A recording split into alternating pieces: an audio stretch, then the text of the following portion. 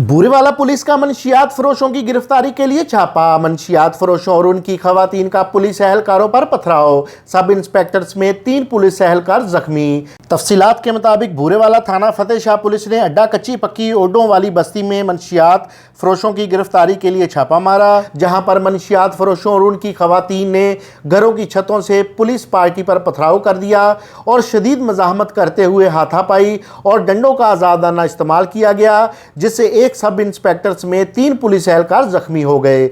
मुलजमान ने पुलिस एहलकारों को यरगमाल भी बना लिया, जिसकी इतला मिलने पर डीएसपी बूरेवाला सरदार जफर इकबाल डोगर पुलिस की भारी नफरी के हमरा फौरी तौर पर मौका पर पहुंचे और यरगमाल बनाए गए पुलिस मुलाजमीन को बाहिफाजत रिहा करवा लिया।